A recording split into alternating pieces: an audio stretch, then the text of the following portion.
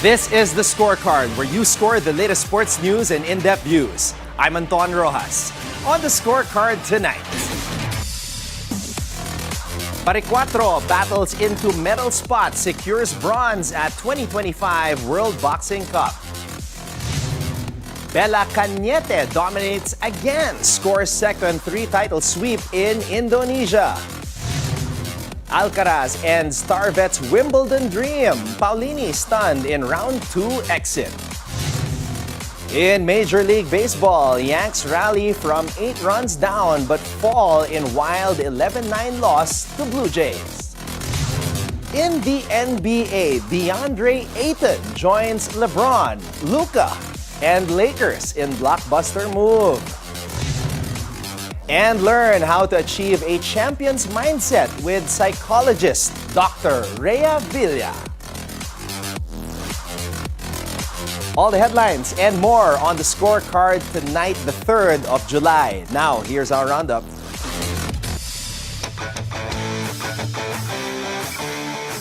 Bryan Baricuatro punches his way to a guaranteed bronze at the World Boxing Cup 2025 after outlasting India's Jadumani Singh Mandengbam in a thrilling split decision war in the quarterfinals. With ice in his veins, lightning in his fists, and a heart that just wouldn't quit, Baricuatro carried Team Philippines into the medal rounds of the men's 50-kilogram division, now just 2 fights away from global glory. Earlier, he put on a clinic against Italy's Salvatore Attrativo, dominating with a unanimous decision victory. Baricuatro's medal mission marches on with gold now firmly in sight.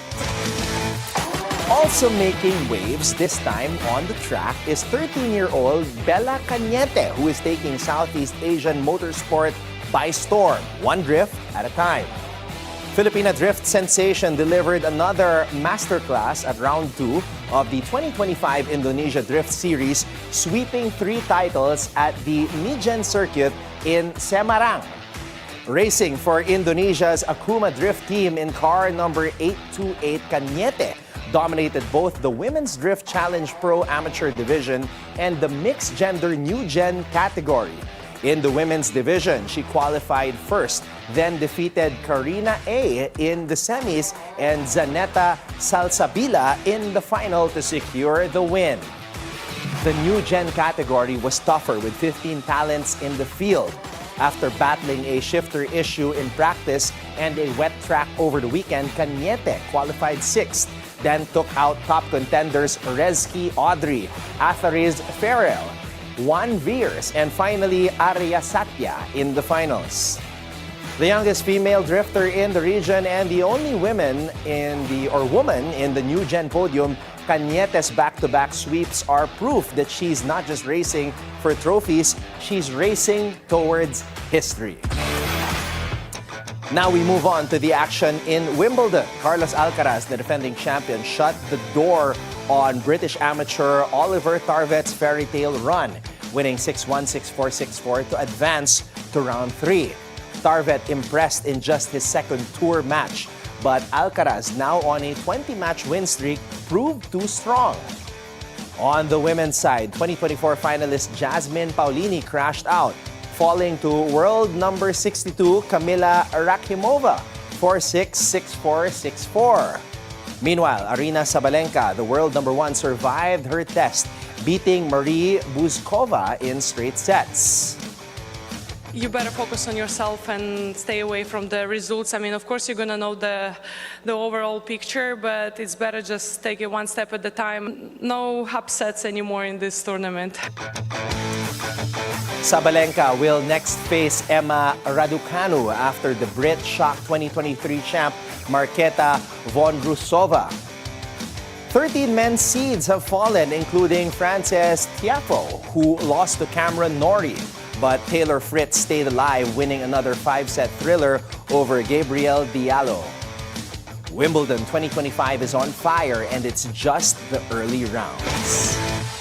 In Major League Baseball, the comeback was real, but the finish fell flat. The New York Yankees fought back from an 8-run deficit, tying the game on an Aaron Judge moonshot in the 8th. but couldn't complete the comeback in an 11-9 loss to the Toronto Blue Jays. Rookie Will Warren struggled early, giving up 7 runs in the first inning, including a 3-run blast by Addison Barger and a 2-run shot from Davis Schneider. The Yankees came alive in the 5th, sparked by 4 straight singles, a Judge double, and a 415-foot blast from Giancarlo Stanton, his first homer of the season, cutting the lead to 8-6.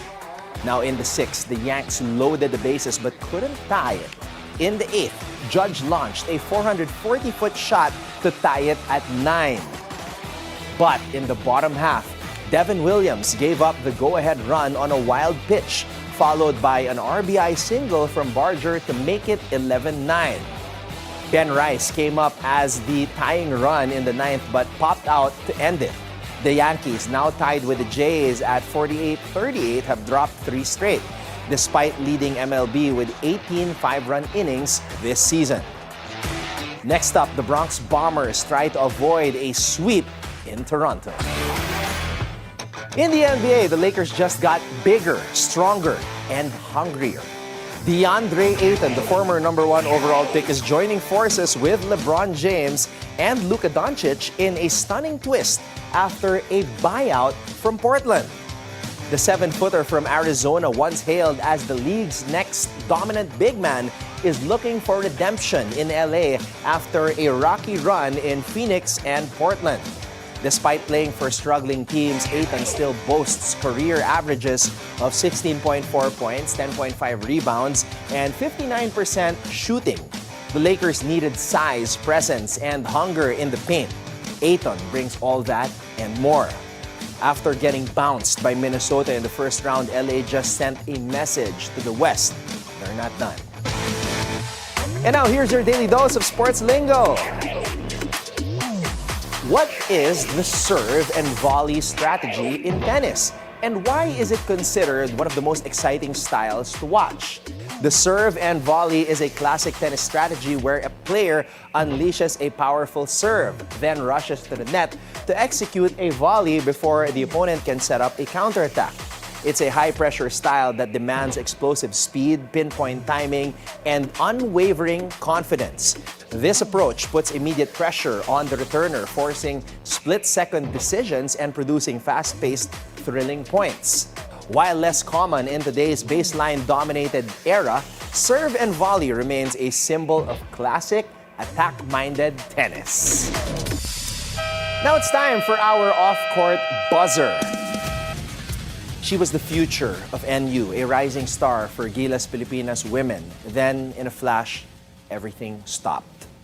Ashlyn Abong wasn't just talented, she was next in line to lead the Lady Bulldogs. The 18-year-old standout from NU Nazareth School, known for her double-double consistency, had already locked in a spot for UAP Season 88. But her promising journey ended tragically.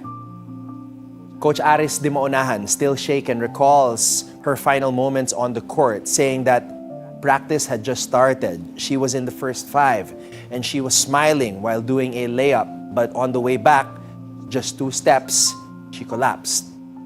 Abong was immediately rushed to Mary Chiles Hospital, but didn't make it through the night. There were no warning signs. She passed every physical, even represented the country in the 2024 FIBA Under-18 Women's Asia Cup Division B, where she helped Gilas earn promotion. She stood 5'11", averaged 11.6 points and 10.4 rebounds, and was set to graduate senior high this month. De Maunahan said Abong was the only player guaranteed a spot in their stacked lineup.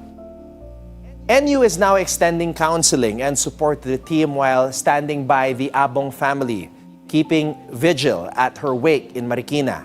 Ashlyn Abong's story ends far too soon, but her legacy, her heart, and her final smile will live on. Meanwhile, it's also a heartbreaking day for football. Liverpool star Diogo Jota, 28, and his brother Andre Silva died in a car crash early Thursday in Spain. Their Lamborghini veered off the road and burst into flames near Zamora after a reported tire bust.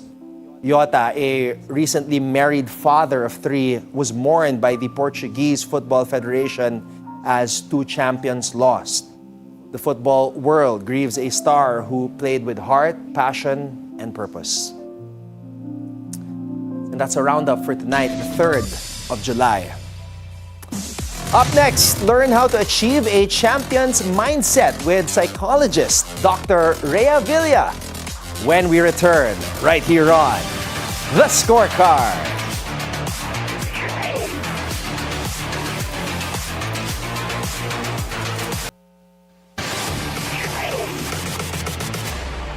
Welcome back to The Scorecard. Want to know how to be mentally resilient and how to achieve a champion's mindset? Well, we've got you covered. Because tonight, we have here a psychologist and the author of the book, Tama Na Brain, Dr. Rea Villa. Dr. Rea, thank you so much for the time. Thank you. And it's good to see you again after all these years. Okay, para sa lahat ng mga nanonood ngayon, just a little background with me and Doc Rea. We met several years ago. That was pre-pandemic. We had a show and it took place at South Bill.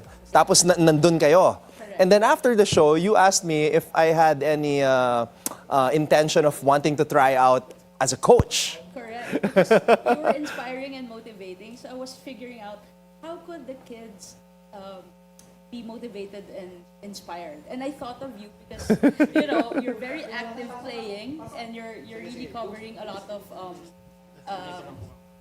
okay. Yes, you're covering a lot of episodes and games. So I was figuring out, we really need kids to have a role model.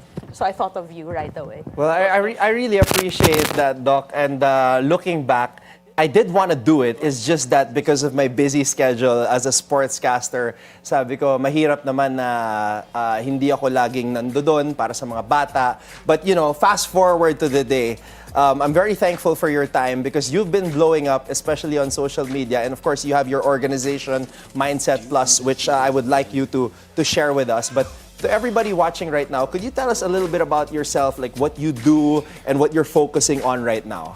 Okay, thanks, Anton. So I am a psychologist and I'm trying my best to really reach out a lot of Filipinos with mental health. No? But before that, actually, Anton, I used to be in the sports scene. Yes. I used to be a competitive athlete. Mm-hmm. I am into football, so I used to be the team captain of UP Diliman for football, and then transcended to the national team for football and futsal. And then fast forward, I became an athletics director for an international school. That's where we met. Yep. So sports has been a part of me for maybe since high school. Yeah. But when the pandemic happened, it shifted me to be a psychologist. So I just passed the board exams, and it was very timely. And now I'm serving more Filipinos when it comes to their mental health journey. And that's where I also founded Mindset Plus. Yeah. It's an organization wherein we cater to individuals and companies and groups, wherein we look into preventative and scientific-based programs to identify and develop high-performing cultures. Yan. Ayan, Doc, your logo Thank right here, you so Mindset much. Plus. And you're partnering with a lot of LGUs, a lot of schools. But before you tell us a little bit more about Mindset Plus, I want to ask you, kasi itong mental health in sports and among athletes, it's only recently that people have been talking about it. And people are realizing that it's a problem. It's something that athletes deal with. During your time as the captain at UP, did you realize that your teammates and maybe even yourself, you had some mental health issues? Correct. Actually, now that I'm looking back, meron, but it wasn't addressed. During that time, Anton, yung stigma was very high where you just need to suck it up. You need to just go with the pressure and deal with it. So we have those challenges and it's not processed or addressed. So right now, we're also trying to, it's good that you have me in this episode because we want to reach out to young athletes as well. Wherein it's really part of the package of sports, right? If if you make your mind or brain stronger, it's not just, because sometimes we just equip them physically, but we lack equipping them with tools when it comes to the mind. Yeah. So here comes sports psychology, which plays a big role. Pero halos walang sports psychologist dito sa Philippines. Wow. Yeah, like I only know of a few, but do you think it's high time na siguro almost every team or organization hires somebody who specializes in this para matulungan yung mga athletes? Yes, it's a preventative approach for the young athlete or kahit nga elite athlete, no? Yeah. Kasi if you could get that 1% chance to improve, no, by using the mind, then you already have an edge when it comes to growth. Okay. Before I tell you, I want to ask you about one of these videos and from one of the best athletes in the world. I want you to tell us a little bit about your organization, which you co-founded, itong Mindset Plus. Correct, thanks. So Mindset Plus, like I said, we're focusing into behavioral change. So we're focusing on communities, individuals, and groups that have common themes or experiences, and we really try to switch behavior by giving interventions. So it's scientific and psychologically backed up. No, it's evidence-based, and I think it's one of the first here in the Philippines. So it also supports the mental health law for organizations and schools. So we are the group that supports an organization when it comes to mental health care of employees, of communities, of athletes. So those vulnerable groups. And So you do talks with them, like they can hire you and then you can have a seminar wherein they can talk to you and ask advice. Correct. Aside from the workshops, we have the Mindset Plus scanning where we could, it's a product that we have wherein we could map out vulnerabilities for stress, for anxiety, for depression. And then based from that data, the leadership could know the problem so that the right interventions could come up. Instead of just like a mental health talk or just any topic that we think they might need, the scanning would help identify specific concerns of a particular group. Wow, that's amazing. And I'm sure a lot of organizations watching right now, I hope you guys realize that there is something that needs to be addressed with regards to mental health, especially with sports organizations. Now, even the best in the world, they deal with mental health. Guys like Ben Simmons, who was formerly a Rookie of the Year, a high-level athlete, but right now it seems like he can't find himself. Even Giannis Antetokounmpo, and there's one video that I would like to share with everybody watching right now. He was talking about success and the steps to success. If we could have that video right now para makapag-react si Doc Rea here. This is the video of Giannis Antetokounmpo. On your job, no, right? So every year you work is a failure. Yes or no? No. Every year you work towards something, towards a goal, right? Which is to get a promotion, to be able to take care of your family, to be able, I don't know, provide a house for them or take care of your parents. You work towards a goal. It's not a failure. It's steps to success. Michael Jordan played 15 years, won 6 championships. The other 9 years was a failure? Okay, exactly. So why you ask me that question? It's a wrong question. There's no failure in sports. You know, there's good days, bad days. Some days you are able to be successful, some days you're not. Some days it's your turn, some days it's not your turn. And that's what sports is about. You can see yung stress ni Giannis sa tanong nung reporter na yon. And for those who did not watch the full interview, last year, tinanong din ng reporter. Naalala niya, di ba? Parang nangaasar, no, Doc? So your reaction to what Giannis said, that there is no failure in sports. That is right, no? It also reflects life, actually. What he did was he redefined failure and made it into a learning experience. That it is part of the process as we progress into championships, into being an athlete. So it's not just winning. So yun yung valuable. Because you could do such a thing as cognitive reframing, wherein these experiences that we call sometimes failure or setbacks, we could use this as a tool to redefine or reauthor our life after that season. Okay, so you could use it to train more, to gel more as a team.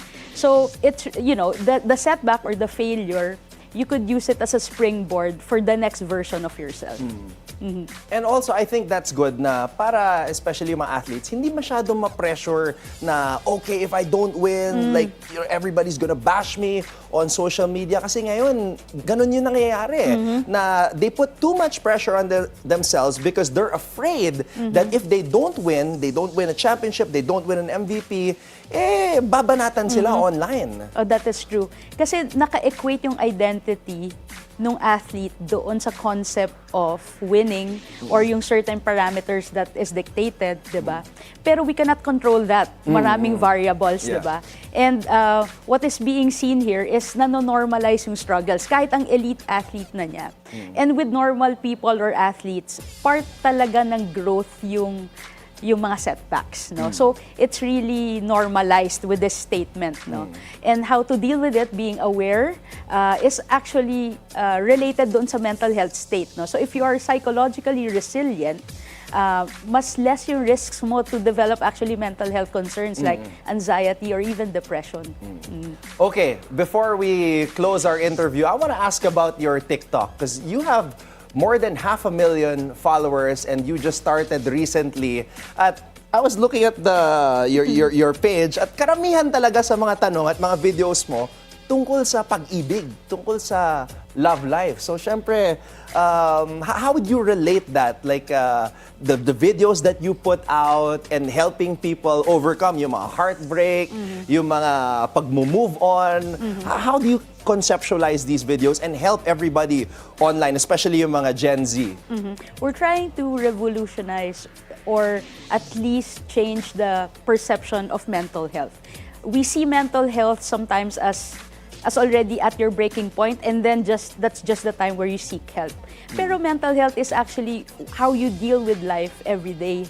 So what I discuss on TikTok are real life experiences. Sometimes it's coming from the viewers, the followers, and I talk about things that we really experience, no? Hindi siya parang concept lang. So I try to make it simple, to laymanize it. And that's how I try to interrelate mental health with the Filipino culture. Yeah, and I was looking at it earlier. At marami love kasi ang concerns. Yung pag-ibig kasi nare-relate yan kahit sa anong aspeto ng buhay. May Pati sa share sports. Ka ba, Anton? Baka next time. May part 2 pa to. Okay, Doc, kindly send a message. If you have a message to anybody watching right now, where can they find you? And of course, your general message to anybody who might be watching, dealing with something, going through something. Ano po yung message mo sa kanila, Doc? With this day and age, no, it's very important to focus inward. To be able to, pag Pilipino kasi, it's always the family, it's always someone else, diba? But not really focusing on your own growth. And I hope this is a nudge for athletes, for Filipinos, no, to look into your mental health. And it's really a journey. If you could have tools every day that could help you, no, you have to address it, no. So yun, so you have to have a toolkit, a tool belt for this, no? Kasi yung stress, Anton, it's inevitable. It's really part of life. So I hope everyone would look into this aspect of health. And speaking of resources, you could follow me on my social media.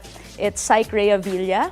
And also to check out my organization, Mindset Plus. We have a website. It's www.mindsetplus.com.ph.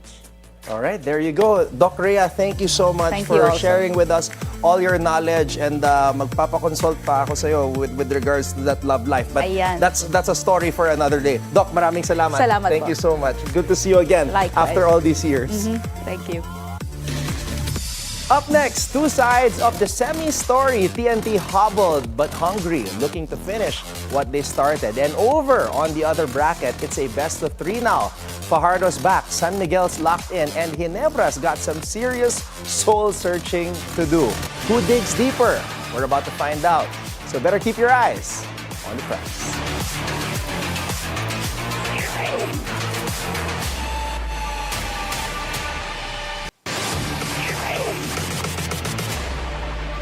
Welcome back to the Scorecard. It's time to keep your eyes on the prize. Woohoo! I am so excited for this. Bukas na po, game number 5, PBA semifinals in the Philippine Cup. We're now entering the deep waters of the semis. Momentum swings, injuries stacking up, and teams digging deep into their rotations to stay alive. Tomorrow, 2 different stories. One team looking to close, another fighting to survive. Ang ganda nito, parang dyaryo lang nung araw. Let's start with the Tropang 5G. Game 4 was a show of grit. A 108-92 masterclass featuring Jordan Heading's best performance in TNT colors. 23 points, ice cold, in the clutch. And BGR, Brandon Ganuelas-Rosser, a 22-point double-double that screamed, I am here. But here's the catch. This team is held together with duct tape right now. RR Pogoy is still out. Calvin Oftana went down, but he's okay. Kelly Williams twisted an ankle. Chot Reyes is doing this with somewhat of a skeleton crew, but every time a body drops, another one steps up. Next man up mentality. Ito yung injury list. It's the entire identity, okay, of TNT showing what they can do. If Rain or Shine wants to force a game number 6, it starts with shot making. Gabe Norwood played like it was 2013 again, 18 points, vintage defense. Andre Caracot was solid, but the offense fizzled out when it mattered most. And where was the edge? Coach Yang Giao needs to get his guys back to that Game 3 swagger to keep their season alive. The Elasto Painters, they need to get down and dirty early, own the boards, force the tempo, and dare TNT short rotation to keep up. Now, lipat naman tayo sa kabila, shifting to the other semis clash. The San Miguel Beermen just rewrote the script in Game 4. Welcome back the Kraken. JMF, Junmar Fajardo, 12 points, 19 rebounds, and maybe even more importantly, that presence, that stabilizer, that moment he returned to the starting lineup, the Beermen looked whole again. CJ Perez was ablaze, 19.7 assists.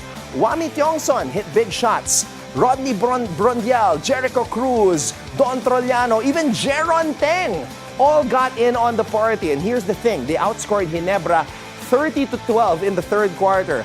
And that's not just adjustments. That's an attitude shift. Meanwhile, Ginebra, they had no answers. RG Abarientos, 9 points. Malonzo, Scotty, tahimik. It was like Game 3's magic vanished overnight. For the Gin Kings, Game 5 is now a must-prove, must-win. Timco needs a game changer, and maybe that's Abarientos' bouncing back game.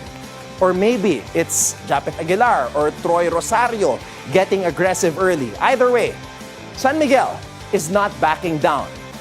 So stay locked in as the road to the PBA Finals hits crunch time. 2 teams are battling inch by inch, bruised, battered, but not broken. Can TNT close it out? Or will Rain or Shine force a decider? Here's your full PBA Semis breakdown for tomorrow's games.